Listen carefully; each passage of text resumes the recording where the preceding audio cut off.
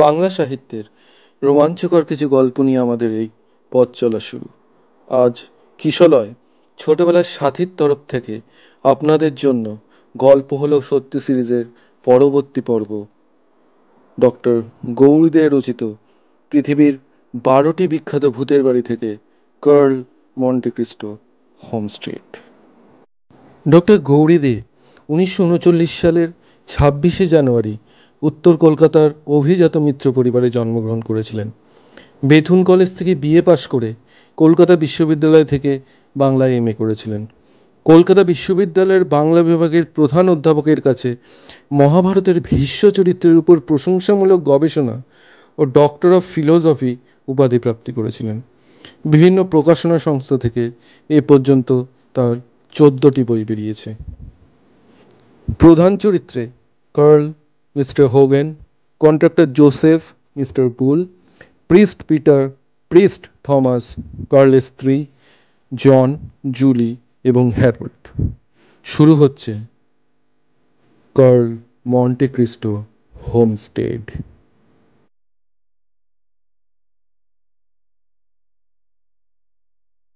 Curl Monte Cristo অস্ট্রেলিয়ার এক বিখ্যাত ব্যবসায়ী। কার্লরা 3 ভাই, আর সকলেই এক একটা ব্যবসা করে প্রচুর নাম যশ অর্থ করেছে। কিন্তু আশ্চর্যের ব্যাপার হলো, ব্যবসা আলাদা হলেও ওরা কেউই ওদের পৈতৃক বাড়ি ছেড়ে আলাদা হয়ে যায়নি। এর জন্যেই বিশাল বাড়িতে থেকেও ওদের মনে হয়েছে আরো বড় বাড়ি চাই। কারণ ঝি, চাকর, বাবুর্চি, খানসামা, ড্রাইভার, সিকিউরিটি ছাড়াও কার্লরা এক বিশাল পরিবার। প্রত্যেক ভাইয়েরই স্ত্রী, ছেলে মেয়ে সব নিয়ে পারিবারিক সদস্য সংখ্যা প্রায় 16-17 জন। সম্প্রতি কার্লের বড় ছেলের বিয়ে হয়েছে। কার্লের ছোট ভাই রবার্টের আবার 2টি ছোট ছোট ছেলে আছে, 10 বছরের জন আর 5 বছরের হ্যারি। একদিন 3 ভাই বসে ঠিক করলো বড় বাড়ি চাই, নয়তো চাই বিশাল জায়গা যেখানে নতুন করে তারা মনের মতো বাড়ি তৈরি করে নিতে পারবে। খুঁজতে খুঁজতে একসময় সন্ধান পাওয়া গেল এক বিশাল অট্টালিকার। সেটি রয়েছে নিউ সাউথ ওয়েলসের জুনি শহরে। 3 ভাই দেখতে গেল। হ্যাঁ, রাজপ্রাসাদ, কোনো সন্দেহ নেই। কিন্তু একটাই মুশকিল, লোকে বলছে বাড়িটা নাকি ভূতের বাড়ি। আর সেই জন্যেই খুবই কম দামে ওটা বিক্রি করার সিদ্ধান্ত নিয়েছে ওই বাড়ির উত্তরাধিকারী মিস্টার হোগেন।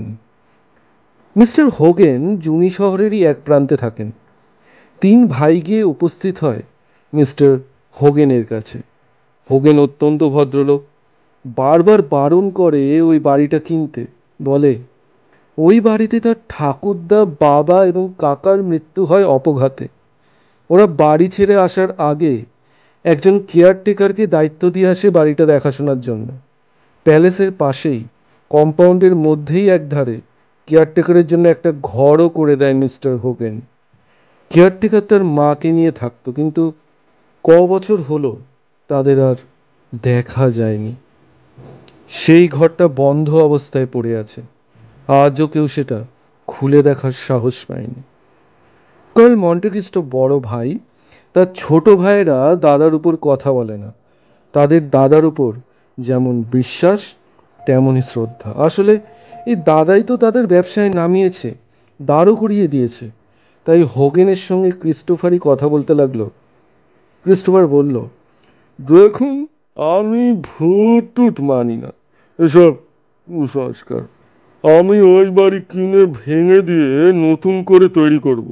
তখন দেখবেন আপনার ভূতেরাও পালাবে। দেখুন মিস্টার কার্ল, আপনি কিন্তু একটা বড় ঝুঁকি নিতে চলেছেন। আপনার কাছে আপনার পরিবারের নিরাপত্তা বড় না? থামিয়ে দেয় মন্টে ক্রিস্টো। ওসব কথা রাখুন, ব্যাপারটা আমাকেই ভাবতে দিন। আপনি শুধু বলুন কত টাকা দিতে হবে। হোগেন একটু ভেবে বলল, দেখুন, ওটা তো আমার লস্ট প্রপার্টি, সামান্য দামে দিয়ে দেবো। কিন্তু তার আগে আমার একটা শর্ত আছে। হ্যাঁ, বলুন কি শর্ত? হোগেন বলল, আপনাকে লিখে দিতে হবে আপনাদের কোনো ক্ষয়ক্ষতির জন্য আমি দায়ী থাকবো না। কারণ আমি বারবার বলেছি, ও বাড়ি কিনে আপনারা নিজেদের বিপদে ফেলবেন না। ঠিক আছে, লিখে দেবো। আসলে মন্টে ক্রিস্টো তো ব্যবসাদার, জলের দরে এত বড় সম্পত্তি পেয়ে মনে মনে খুব খুশি হলো। আর দেরি হলো না, ওই ভূতুরে বাড়ি কেনা হয়ে গেল 1885 সালে। কেনার সঙ্গে সঙ্গে বাড়ি ভাঙার কাজও শুরু হয়ে গেল। আসলে ছোট ভাই রবার্ট একবার বলে ফেলেছিল, দাদা, বহুদিনের অব্যবহৃত পুরনো বাড়ি, ঢুকলে এই যেন গা ছমছম করে, কেমন অন্ধকার অন্ধকার। চিন্তা করিস নি, ও বাড়ি ভেঙে একেবারে মডার্ন বাড়ি বানিয়ে দেবো। কিন্তু অদ্ভুত ব্যাপার, বাড়ি ভাঙা শুরু হলো বটে, কিন্তু কয়েক বছর কেটে গেল, কাজ শেষ হলো না। আশ্চর্য, মডার্ন যন্ত্রপাতি দিয়ে একটা প্যালেস ভাঙতে এত সময় লাগে নাকি? মন্টে ক্রিস্টো ডেকে পাঠালো কন্ট্রাক্টর জোসেফ ও তার সহকর্মী মিস্টার বুলকে। রিভলভিং চেয়ারটা ঘুরিয়ে ওদের মুখোমুখি হলো কার্ল। 1 কোটি টাকার কন্ট্রাক্ট, না পারেন বলুন, অন্য লোকের ব্যবস্থা করি। না না স্যার, আমরা ঠিক করে দেব। এসব কি বলছেন? আপনি দিবাজিবি হন স্যার, আসলে ওই ভূতগুলো। জোসেফকে থামিয়ে ক্রিস্টোফার বলে ওঠে, কি কি বললেন আপনি? আবার বলুন তো। থতমতকে মিস্টার বুল বলল, না না স্যার, সরি, ভূত কিনা জানি না, তবে কারা যেন আমাদের কাছে বাধা দিচ্ছে, হাতুড়ি ছুঁড়ে ফেলে দিচ্ছে, বুলডোজার খারাপ করে দিচ্ছে, শ্রমিকদের ঠেলে ফেলে দিচ্ছে। Stop stop, all bogus. আমাকে আগে বলেননি কেন? আসলে স্যার, আপনি তো এসব বিশ্বাস করেন না। না, করি না, তা বলে পিছিয়ে যেতেও রাজি নই। কি কি করবেন স্যার? ওদের সঙ্গে কি মানুষ পাল্লা দিতে পারে? প্রচন্ড ক্ষেপে গিয়ে ক্রিস্টোফার চেয়ার ছেড়ে দাঁড়িয়ে ওঠে, টেবিল দুটো চাপড় মেরে বলে, চুপ চুপ, একদম চুপ। সবটাই সাইকোলজিক্যাল ব্যাপার হচ্ছে। যেহেতু সবাই শুনেছে এটা ভূতের বাড়ি, তাই নানা গল্প বানাচ্ছে। না স্যার, কাচুমাচু হয়ে বলল মিস্টার বুল। হ্যাঁ, আমি ঠিকই বুঝেছি। ওদের মন থেকে ভয়টা দূর করতে হবে, আর তা পারবে একমাত্র চার্চের প্রিস্টরা। ওদের কাছ থেকে উপায় জানতে হবে, অর্থাৎ সাইকোলজিক্যাল ট্রিটমেন্ট। কিন্তু স্যার, জোসেফ কি যেন বলতে যাচ্ছিল, কার্ল ওকে ধমকে দিয়ে থামিয়ে দিয়ে বলে, নো, কিন্তু যেভাবেই হোক আমাকে এই কাজটা করতেই হবে। আপনি এখনই এই শহরের যত চার্চ আছে সেখানে যান, সব খুলে বলুন, তারপর ওদের এখানে এনে হাজির করুন। কয়েক ঘন্টার মধ্যেই কার্লের অফিসে প্রায় 30 জন প্রিস্ট এসে হাজির। কার্ল বলল, আমি আপনাদের কাছে বিনীত আবেদন করছি, দয়া করে এই সংকট থেকে আমাকে রক্ষা করুন। আমি ওই বাড়ির পেছনে কয়েক কোটি টাকা ঢেলেছি। তাছাড়া সবচেয়ে বড় কথা হলো, এটা আমার প্রেস্টিজের লড়াই। প্রিস্ট পিটার বললেন, অশরীরী আত্মার সঙ্গে লড়াই করা খুব কঠিন মিস্টার কার্ল, ওরা পারে না এমন কোনো কাজ নেই। কার্ল ধীরে ধীরে বলল, কিন্তু সত্যি কি ওদের অস্তিত্ব আছে? মৃত্যুর পর কি তার কোনো কিছু করার ক্ষমতা থাকে? থাকে মিস্টার কার্ল, অতৃপ্ত আত্মার অস্তিত্বকে আপনি অস্বীকার করতে পারেন না। তাহলে এখন আমার কি করণীয়? কার্ল অসহায়ের মতো প্রশ্ন করে ওদের দিকে তাকিয়ে থাকে। আমরা একবার চেষ্টা করে দেখতে পারি, বললেন সেন্ট টমাস। আমরা চারিদিকে হোলি ওয়াটার ছড়িয়ে দেব, সবাই মিলে জোরে জোরে বাইবেল পাঠ করব, আর সেই সময় আপনার লোকেদের বলবেন দ্রুত বাড়ি ভাঙার কাজ সারতে। ধন্যবাদ, অশেষ ধন্যবাদ আপনাদের। আমি আপনাদের এই উপকার কখনো ভুলব না। পিটার বললেন, তার আগে সমস্ত বাড়িটা আমাদের ঘুরে দেখতে হবে। নিশ্চয়ই কোনো সোর্স বা উৎস আছে, হয়তো এমন অতৃপ্ত আত্মা আছে, সে যা চায় আমরা সেটা বুঝতে পারছি না। আগে আমাদের এ ব্যাপারে নিশ্চিত হতে হবে। কার্ল মাথা নেড়ে বলে, আপনারা যা ভালো বোঝেন করবেন, সব দায়িত্ব আমি আপনাদের উপর দিয়ে দিলাম। পরের দিন পিটার ও সেন্ট টমাস গেলেন বাড়িটা ঘুরে দেখার জন্য। গেট দিয়ে ঢুকেই ওদের প্রথম নজর পড়ল বাড়ির পাশে একটু দূরে কম্পাউন্ডের মধ্যে সেই কেয়ারটেকারের কুঠুরিটার দিকে। মিস্টার হোগেন বলেছিল ওই কুঠুরিতে থাকতো কেয়ারটেকার তার মাকে নিয়ে, তারপর বহুদিন আর ওদের কেউ দেখেনি। পিটার আশ্চর্য হয়ে বললেন, এই কুঠুরিটাকে এখানে রাখা হবে? এটা ভাঙা হয়নি তো? মিস্টার কার্ল ওদের সঙ্গে ছিল, বলল, আমি ভেবেছিলাম মেন বাড়িটা ভাঙার পর ওটা ভাঙবো। পিটার আর টমাস পরস্পর মুখের দিকে তাকালেন। ওদের চোখে চোখে কি যেন কথা হলো। তারপর দুজনের বুকে ঝোলানো ক্রস চিহ্নটা আঁকড়ে ধরলেন, বললেন, আপনারা এখানে থাকুন, আমরা শুধু দুজনে ওই কুঠুরিতে ঢুকতে চাই। একতলায় ছোট্ট দুখানা ঘর, বাইরে একটু চাতাল মতো রয়েছে, ঘরের দরজাটা বন্ধ। পিটার ঠেললেন কিন্তু খুলল না। আবার একটু জোরে, এবার বেশ জোরে ঠেলা দিতেও খুলল না। তবে কি ভেতর থেকে বন্ধ? কিন্তু তা কি করে হয়? বহু বছর ধরে কেউ কি ঘরের মধ্যে আটকে বসে থাকতে পারে নাকি? টমাস ও পিটার দুজনে মুখ চাওয়াচাই করলেন। ওদের চোখে মুখে ফুটে উঠল আশঙ্কা। শেষ পর্যন্ত লোক ডেকে দরজা ভাঙতে হলো। পিটার আর টমাস দুজনে সেই ঘরে পা রাখলেন। একটা পচা বিশ্রী গন্ধ এসে ওদের নাকে লাগলো। ভেতরটা বেশ অন্ধকার।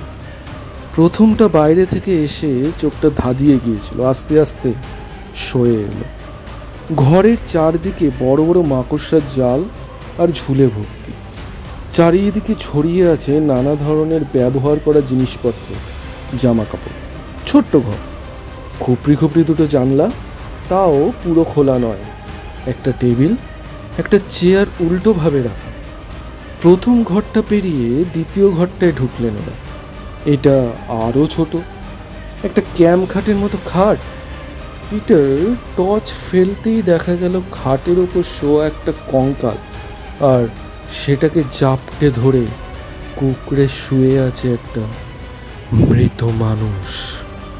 মানুষটার শরীরে পচন ধরেছে, তবে পুরোপুরি কঙ্কাল হয়নি। তবে কি এখান থেকেই ভুতুরে কাহিনীর শুরু?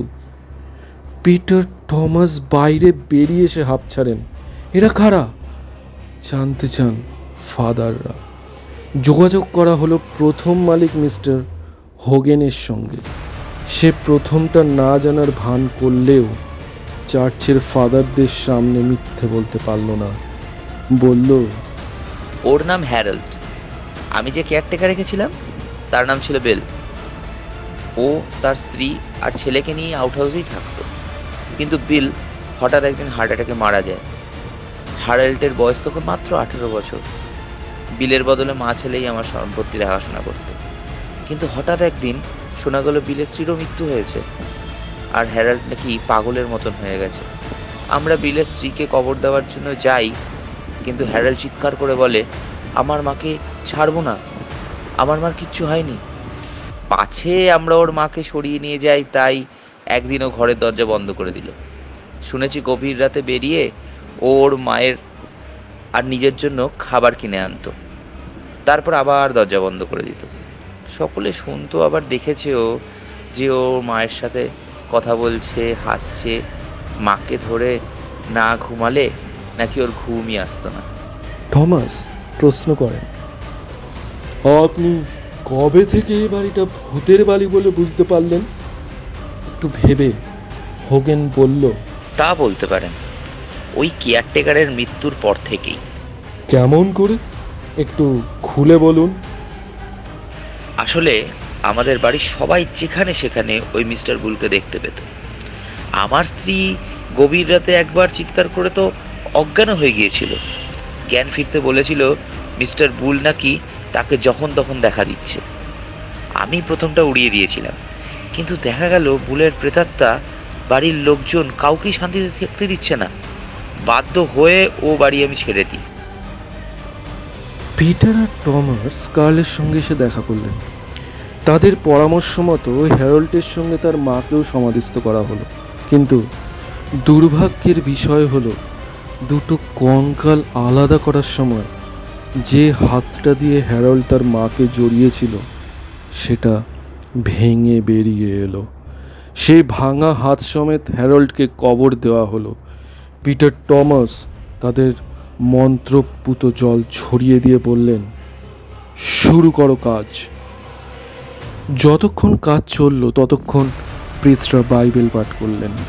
অবশেষে বাড়ি ভাঙার কাজ শুরু হলো এবং এক সময় বাড়ি তৈরিও শেষ হলো।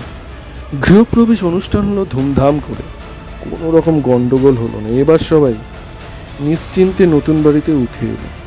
দিন 7 নির্বিঘ্নে কাটল।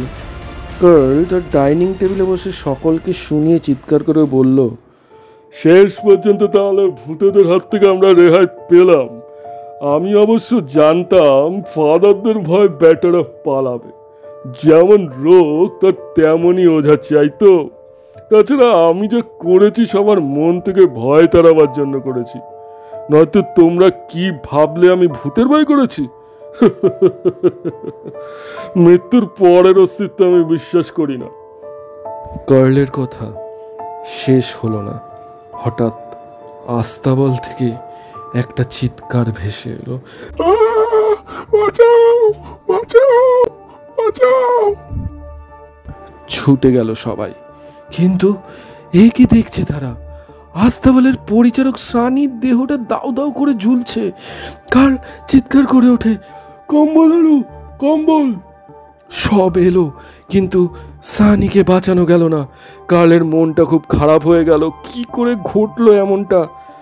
পুলিশ এলো, তদন্ত হলো, কিন্তু কিছু বোঝা গেল না। শেষ পর্যন্ত সিদ্ধান্ত হলো অল্প বয়সী ছেলে সিগারেট খেতে গিয়ে জামা কাপড়ে আগুন লাগিয়ে ফেলেছে। আবার কদিন খুব চুপচাপ। একদিন মাঝরাতে কার্ল আর তার স্ত্রী ঘরে ঘুমোচ্ছে। হঠাৎ দরজায় কে যেন জোরে জোরে ধাক্কা দিতে লাগলো। দরজা খুলে কার্ল বেরিয়ে আসে গজগজ করতে করতে। এত রাতে কে আবার জ্বালাতে এলো? দরজা খুলতেই থমকে গেল কার্ল। তার সামনে হাওয়ায় ভাসছে একটা কাটা হাত। চিৎকার করে ওঠে, এটা কি? এসব এসব এসব কি হচ্ছে? হাতটা সঙ্গে সঙ্গে মিলিয়ে যায়। ভারাক্রান্ত মনে কার্ল বিছানায় এসে শুতেই ওর স্ত্রী বলল, কেউ এসেছিল? না। তবে কে দরজায় ধাক্কা দিচ্ছিল? কেউ না, ও আমার মনের ভুল। কার্লের স্ত্রী ফিসফিস করে বলল, চলো এ বাড়ি ছেড়ে আমরা চলে যাই। চমকে উঠল কার্ল। বলো কি? হ্যাঁ, চলে যাব? 2 কোটি খরচ করে বাড়ি করেছি। কিন্তু প্রায় সবাই দেখছে একটা হাত, এরপর কোনো বড় ক্ষতি হবে না তো? এক ধমকে স্ত্রীকে থামিয়ে দেয় কার্ল, কিন্তু নিজের মন থেকে ব্যাপারটা মুছে ফেলতে পারে না। আজ সে নিজে চোখেই তো দেখেছে। তবে কি অশরীরী বলে সত্যি কিছু আছে? এটা কি তবে হ্যারল্ডেরই কাটা হাত? কিন্তু কি চায় হ্যারল্ড? ফাদার পিটারের সঙ্গে দেখা করলো কার্ল। পিটার একটু ভেবে বললেন, আমার মনে হয় ও কোনোভাবে প্রতিশোধ নিতে চেষ্টা করছে। কিসের জন্য প্রতিশোধ? কার্ল প্রশ্ন করে। জানি না। পিটার বললেন, আমাকে একটু ভাবতে সময় দিন। ঘটনা খুব তাড়াতাড়ি ঘটতে লাগলো। সেই দিনই রাতে ডাইনিং টেবিলে সবার খাবার দেওয়া হয়েছে। কার্লের ভাই রবার্টের 2 ছেলে ওপরের ঘরে খেলা করছিল। মেরি ওদের ডাকলো, জন, হ্যারি, ঘরে এসো। কয়েক মিনিট পরে দেখা গেল জন নামছে লাফিয়ে লাফিয়ে।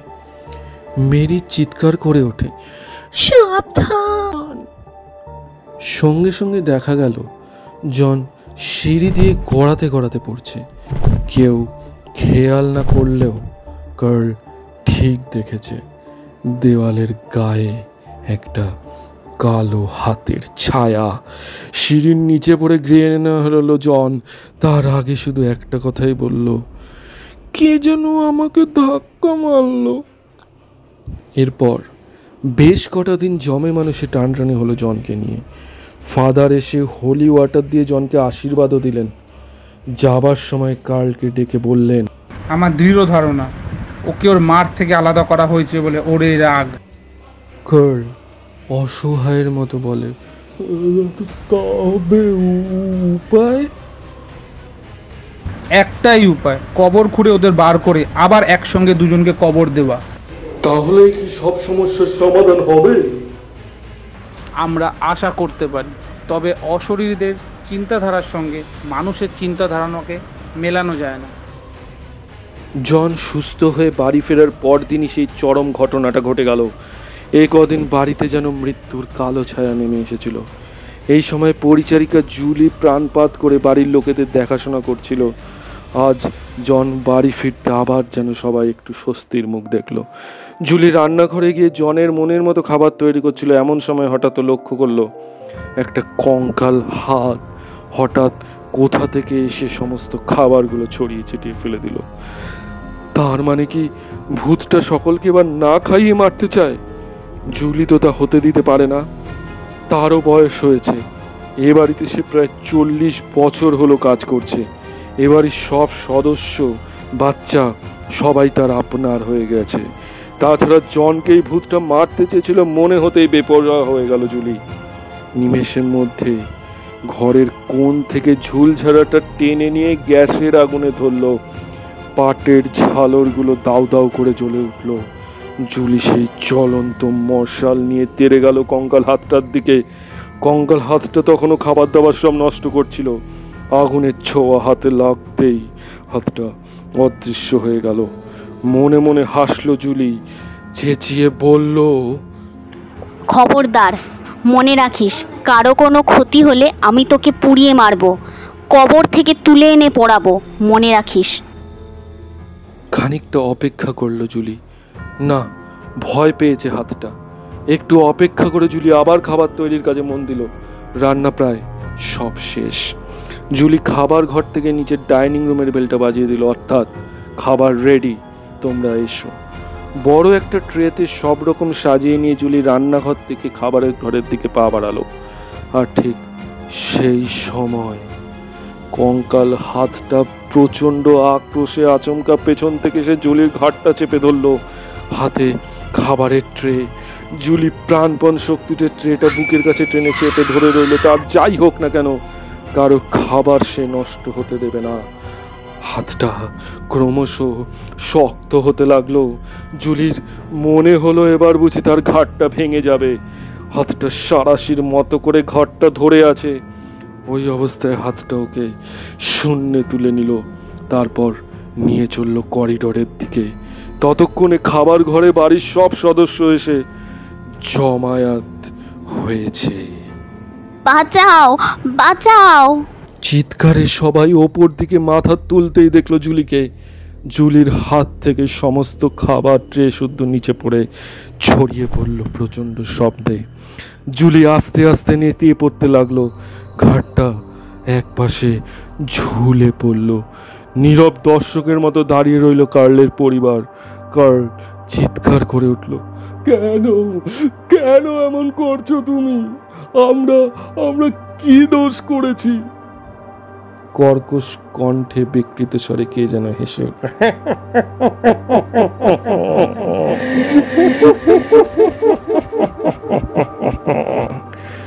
সে হাসিতে কেঁপে উঠল সারা বাড়ি। তারপর চিৎকার করে প্রচন্ড জোরে কষে কর্কশ গলা বলে ওঠে,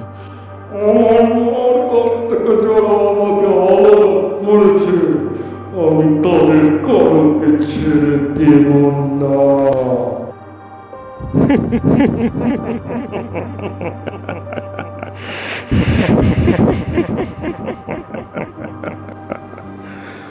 তারপরই জুলির দেহটা ছেড়ে দিল কালো হাত। ওপর থেকে মুখ থুবড়ে নিচে পড়ল জুলির মৃতদেহটা। এরপর ওই বাড়িতে থাকার আর কোনো ভরসা থাকে না। সবাই প্রচণ্ড আতঙ্কগ্রস্ত। সেই রাতেই বসে ঠিক হয় কার্ল ফ্যামিলি এ বাড়ি বিক্রি করে দেবে। পরদিনই ওরা আবার ফিরে যায় ওদের পুরনো বাড়িতে। কিন্তু এখানেই ঘটনা শেষ হয়নি। দেখা গেল যারা যারা ওই বাড়ি কিনতে এসেছে তাদের মধ্যে কেউ না কেউ প্রাণ হারিয়েছে। পরবর্তী সময়ে আর কেউ কোনোদিন ওই বাড়ি কেনার সাহস দেখায়নি। গল্পটি সত্য ঘটনা অবলম্বনে। শুনছিলেন ডক্টর গৌরী দে রচিত পৃথিবীর 12টি বিখ্যাত ভূতের বাড়ি থেকে নেওয়া গল্প কার্ল মন্টে ক্রিস্টো হোমস্টেড। বইটি 2023 সালের কলকাতা আন্তর্জাতিক বইমেলাতে দেব সাহিত্য কুটির প্রাইভেট লিমিটেড থেকে প্রকাশিত। গল্পের বিভিন্ন চরিত্রে আমি অয়ন, শুভজিৎ, শ্রী এবং মৌসুমী। শব্দগ্রহণ, সঙ্গীত এবং পোস্টার ডিজাইনে অয়ন। নির্দেশনায় টিম কিশলয়। নিজেদের গল্প পাঠান আমাদের ডেসক্রিপশানে দেওয়া মেল আইডিতে। আমাদের সাথে জুড়ে থাকুন ফেসবুক এবং ইনস্টাগ্রামে, লিংক ডেসক্রিপশানে। ধন্যবাদ, সাথে থাকবেন। আগামী দিনে আরও অনেক রহস্য, ভৌতিক, কৌতুক, অলৌকিক গল্প আপনাদের আমরা শোনাবার জন্য প্রস্তুত। দেখা হবে আগামী গল্পে। আজকের মতো বিদায়।